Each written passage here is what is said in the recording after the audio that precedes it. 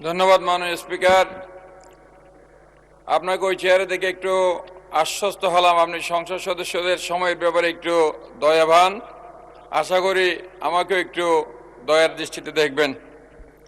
বিসমিল্লাহির রহমানির রহিম। আপনার সময় 6 মিনিট জনাব আবু সুফিয়ান সাহেব। মাননীয় স্পিকার, আপনাকে আবারও ধন্যবাদ জানাচ্ছি।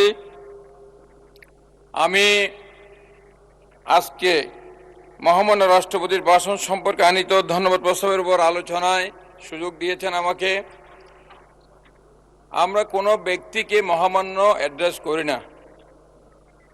বাংলাদেশের রাষ্ট্রপতি যাকে আমরা মহামান্য সম্বোধন করি, অ্যাড্রেস করি, উনি ভাষণ দিয়েছেন। অনেকের সেই ভাষণ মনোঃপুত হয় নাই, অত অনেকে মনোঃপুত হয় নাই। এই সংসদ থেকে ওনারা ওয়ার্কআউট করেছেন, আমরা ওনার বক্তব্য শুনেছি। উনি ওনার বক্তব্যে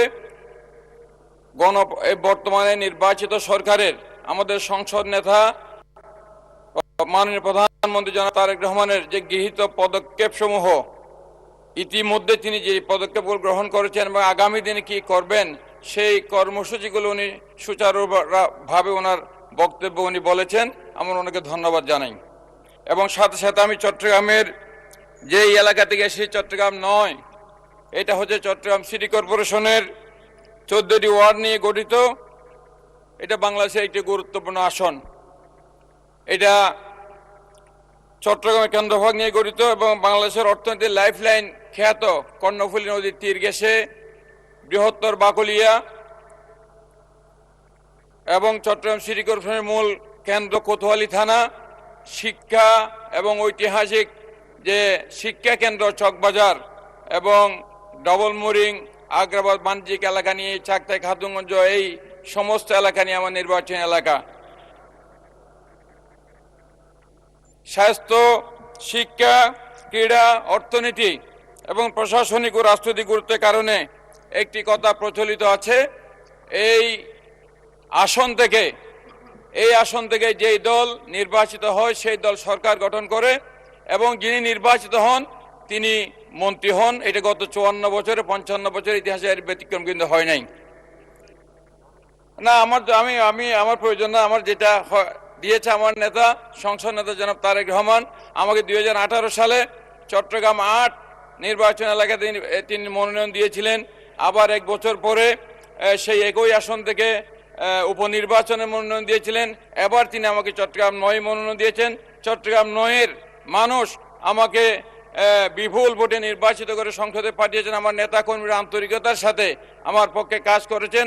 আমি আমার নির্বাচন এলাকার জনগণকে, আমার দলের সমস্ত নেতা কর্মীদেরকে আমি ধন্যবাদ এবং কৃতজ্ঞতা জানাই। আমি শ্রদ্ধাভরে স্মরণ করি আজকের এই সুযোগে, যার হাত ধরে আমরা জাতীয়তাবাদী ছাত্র দলের রাজনীতি থেকে তরুণ ছাত্র কর্মী হিসেবে এই রাজনীতিতে, বাংলাদেশ জাতীয়তাবাদী দলের রাজনীতিতে এসেছিলাম।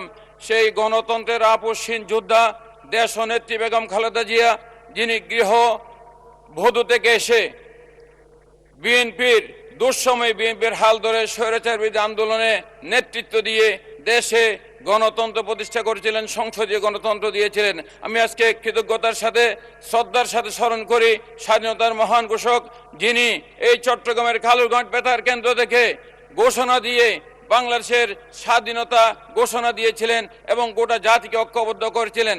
আজকে সেই প্রসঙ্গে বলতে চাই যে কালুরঘাট বেতার কেন্দ্র, সেই কালুরঘাট বেতার কেন্দ্র নামে যে একটা কালুরঘাট ব্রিজ, যেটা শহীদ জিয়ার স্মৃতি থাকার কারণে বিগত দিনে এই সংসদে আমরা দেখি 2 জন এমপি এই কালুরঘাট ব্রিজ বলতে বলতে দুনিয়া থেকে চলে গেছে, কিন্তু সেই কালুরঘাট ব্রিজ আলোর মুখ দেখে নেই। আমার পাশে আমার চট্টগ্রাম 8-এর মাননীয় সংসদ সদস্য এরশাদুল সাহেব আছেন।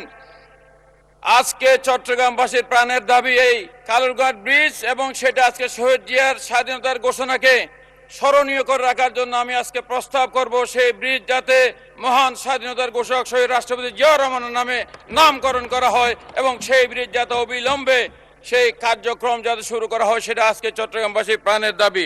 আমরা অত্যন্ত আশান্বিত, আজকে চট্টগ্রামের মানুষ প্রাণ ভরে বাংলাদেশ জাতীয়তাবাদী দলের পক্ষে তাদের রায় ঘোষণা করেছে।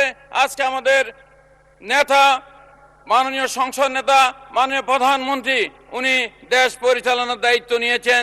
চট্টগ্রামের প্রতি শহীদ জিয়ার একটা আলাদা টান ছিল, বেগম খালেদা জিয়ার একটা আলাদা টান ছিল, আমাদের নেতা জনাব তারেক রহমানের সেই চট্টগ্রামের প্রতি একটা আলাদা টান আছে। আমরা কোনো দাবি দাওয়া নিয়ে আসে নাই। আজকে এমন অবস্থা হয়েছে যে সরকার আসে, সরকার যায়, সংসদ আসে, সংসদ যায়, কিন্তু যারা আমাদেরকে ভোট দিয়ে এই সংসদে পাঠায় তাদের ভাগ্যের খুব বেশি পরিবর্তন ঘটে না।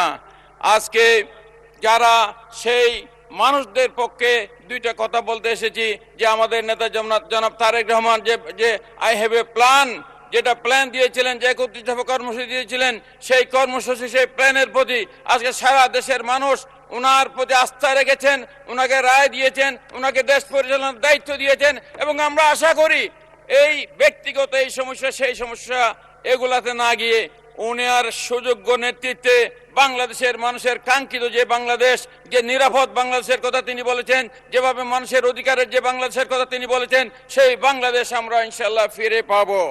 আর আজকে জনরায়ে সরকার পরিচালনার দায়িত্ব নিয়ে স্বল্প সময়ে মাননীয় প্রধানমন্ত্রী জনাব তারেক রহমানের নেতৃত্বে যে সকল যুগান্তকারী পদক্ষেপ গ্রহণ করা হয়েছে তা ইতিহাসে নজিরবিহীন।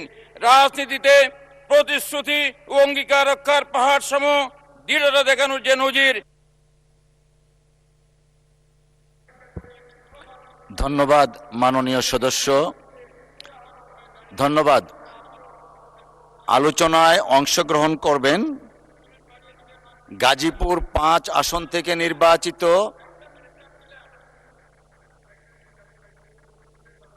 এক মিনিট। তাহলে প্রসঙ্গক্রমে একটা কথা বলতে চাই, প্রসঙ্গক্রমে একটা কথা বলতে হয়, আমরা আইন প্রণয়নের জন্য এই সংসদে এসেছি। আজকে আমরা সবাই সামাজিক যোগাযোগ মাধ্যম ব্যবহার করি, কিন্তু আজকে সামাজিক যোগাযোগ মাধ্যমে যখন আমরা প্রবেশ করি, সেখানে আমাদের এই যে মাননীয় প্রধানমন্ত্রী, আমাদের সিনিয়র নেতৃবৃন্দ থেকে শুরু করে সকল নেতৃবৃন্দের বিরুদ্ধে, সরকারের বিরুদ্ধে যেভাবে মিথ্যা প্রপাগান্ডা, যেভাবে মিথ্যা ফটোকার্ড ছড়িয়ে প্রচারণা চালানো হয়, এটার বিরুদ্ধে তীব্র নিন্দা জানিয়ে আমরা শেষ করলে হবে না। আমরা এগুলার বন্ধ করার জন্য সুস্পষ্ট আইন আমাদেরকে প্রণয়ন করতে হবে। কারণ আমরা আজকে সীমা, যে কোনটা বাক স্বাধীনতা এবং কোনটা ক্রাইম, সেই সীমারেখা আমরা ভুলে গিয়েছি। একজন মহিলা গ্রেপ্তার হয়েছিল, জামাত ইসলামী মহিলা কর্মী, তার মুক্তির জন্য এখানে আলটিমেটাম দেওয়া হয়েছে, তার মুক্তির জন্য এখানে মানবিক দলীয় নেতা তার মুক্তি দাবি করে। ধন্যবাদ মাননীয় সদস্য।